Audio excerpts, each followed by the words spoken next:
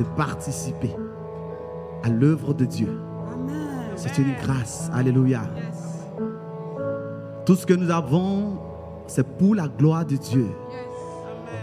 Que ce soit notre argent, que ce soit nos enfants, que ce soit notre travail. Tout pour la gloire de Dieu. Amen.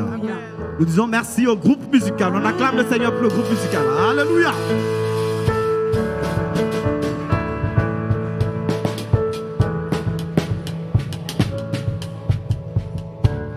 Je sais que le Seigneur est au milieu de nous. Amen.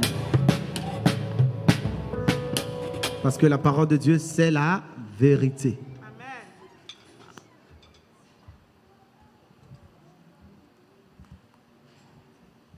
Je vais voir si vous suivez bien le programme aussi. En principe, après la louange, c'est quoi? Ah, mais vous là, vous êtes forts, hein? Amen. Nous allons passer au témoignage. Le témoignage,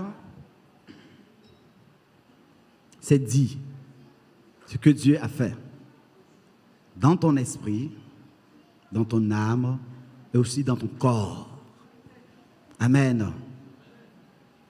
Dieu fait grâce. S'il t'a fait grâce, viens témoigner pour encourager quelqu'un, pour lui dire que tout est possible à celui qui croit et tout est possible à Dieu. Amen. Nous invitons celui qui a un témoignage, la sœur Colette. On acclame le Seigneur. Amen.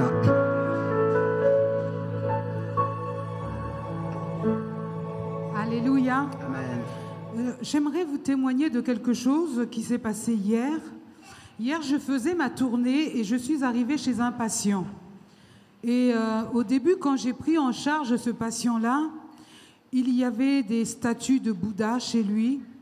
Il y avait des posters vraiment de Bouddha, de toutes sortes de divinités.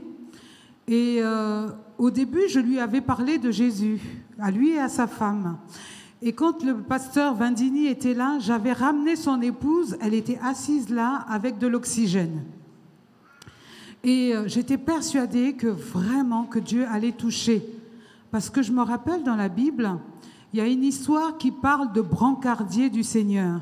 Il y avait un malade qui ne pouvait pas se déplacer et il y a 4 personnes qui l'ont porté jusque dans le toit, jusqu'à ouvrir le toit et à déposer le brancard devant Jésus. Et il a été guéri, non pas parce que lui, il avait prié, c'est parce que Jésus avait vu la foi des 4 personnes qu'il avait transportées. Et j'étais persuadée que Dieu allait faire quelque chose. Jusqu'à présent, cette patiente, elle a encore son oxygène. Mais hier, quand je suis arrivée chez le patient, la patiente, son mari m'attendait, mais de pied ferme, il m'attendait. Et il me dit, Colette, j'ai enlevé la statue de Bouddha, j'ai enlevé tous les posters de Bouddha, parce que je trouve que votre lumière, elle brille, et je veux qu'elle brille dans ma maison. J'ai dit...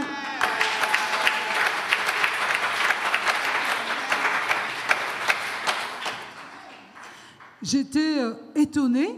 Je lui dis, mais dites-moi un petit peu, quand est-ce que je vous ai dit d'enlever vos statues de Bouddha et vos posters? Il dit, mais Colette, vous savez, vous avez beaucoup parlé quand vous êtes arrivée. Vous m'avez dit que c'était pas bien, mais je n'avais pas encore compris. Mais maintenant, je comprends. Vous avez une lumière et je veux qu'elle brille dans ma maison.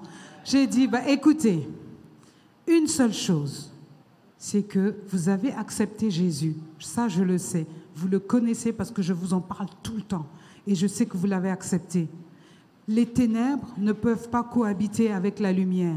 Maintenant que vous avez pris la décision que Jésus soit le maître de votre maison, vous allez voir la différence. Et donc, il était content.